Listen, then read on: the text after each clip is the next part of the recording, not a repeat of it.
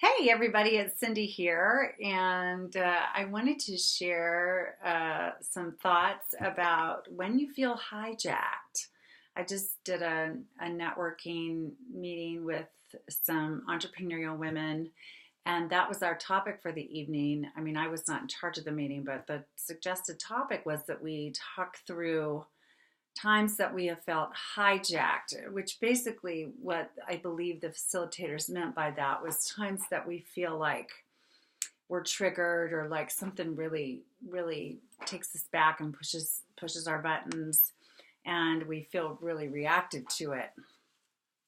And so what do we do in those circumstances? So lots of women shared times recently that they've felt hijacked, sort of taken, off guard in different situations at work or home in their relationships or on Facebook or anywhere. So these, I want you to think just for a second of times when you felt really reactive to something, either something that was spoken directly to you as kind of like one woman said, I believe she said one of her close friends told her that she liked her hair better when it was longer, and she's got a really nice short haircut, and that just like threw her off. And then another share was that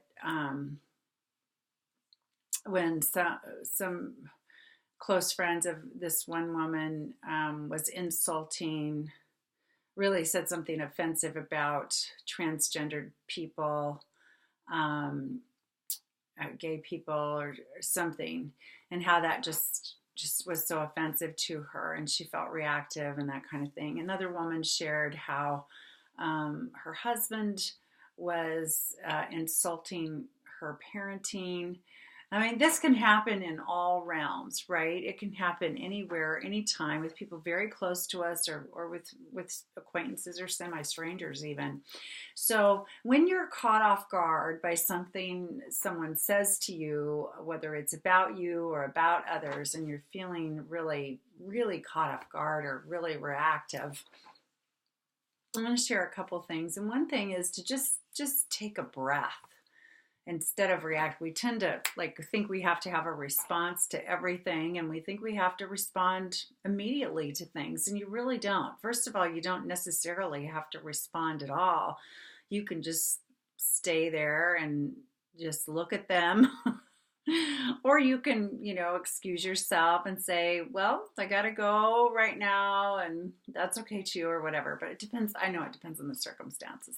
But anyway, give yourself a second to take a breath for sure, no matter what situation it is, no matter where you are. Take a moment to take a breath, because when we pause just for a second, we usually can handle things better. And then keep a few things in mind. One is that almost anything, any situation, it's not about you. It's about the person delivering whatever the words or the message was. It's their stuff. It's what's going on with them. It's their belief system. It's and it really most likely doesn't have much to do with you, even if it feels like a personal attack on you. It's more about where they're at in their lives than it is about you. So if you can believe that, if you can take that in, that might be helpful. Another thing is that you can say, I'm sorry you feel that way. And then just leave it at that. When we say, I'm sorry you feel that way, you're not really apologizing. You're just saying, oh, I'm sorry to hear you feel that way. And, it doesn't mean you agree or disagree, or you're not trying to challenge their thought necessarily, or trying to put anybody on the defensive. You're just saying, well, I'm sorry you feel that way. And then change the subject or leave the conversation, just move on in some way. Most battles aren't worth fighting, especially if someone's sharing a strong belief system, politically, religiously, who knows what about, that's very drastically different from yours. And you don't have to, get in there and fight that battle if you don't want to. It's okay. You can just go, oh, okay, well, yeah, I've never heard it said quite like that. Or, oh, that's interesting. I hadn't really thought of it that way before. So there's things you can say that give some response to the person without being reactive.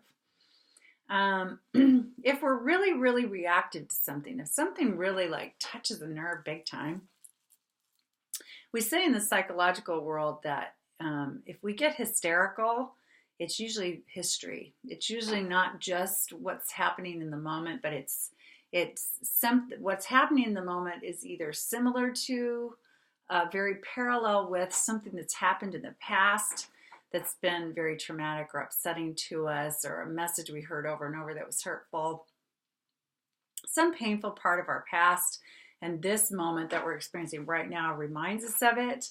And so we get quite reactive, more reactive than we think.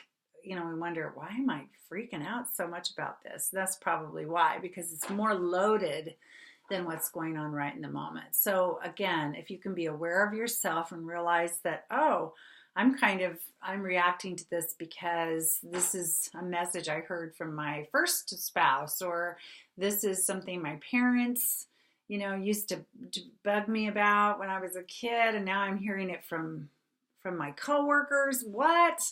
You know? And again, just because somebody, when somebody throws you a ball, you don't have to catch it. So if somebody says something to you or flings some feedback in your direction, and it's very upsetting to you, you don't necessarily have to take that on and take it in and do anything about it necessarily. It just depends on the situation. So if you cannot calmly, respectfully respond in a way that you're going to feel okay about yourself, then I would remove yourself as quickly as you can from the situation. Not as an avoidance in the bad way, but more as not like feeding a fire that you feel like you're in the middle of. Okay, so understand that we're made to feel many, many emotions, and we're all reactive about some things in our lives. And so give yourself a moment, just pause before you respond to anything at all. See if you can say something neutral, or just mutually respectful to yourself and to the other person.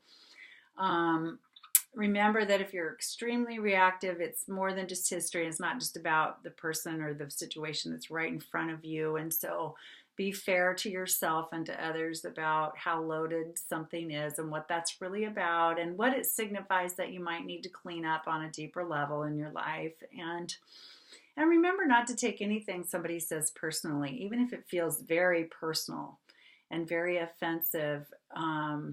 Be really careful to not take it personally, because it's, again, whatever comes out of other people's mouths or in their agendas is their stuff. It's not yours, and you don't have to adopt it or take it on or agree or disagree or anything. So I'm hoping that's helpful, and I hope you'll have a good evening, and I will talk to you again soon. Bye-bye.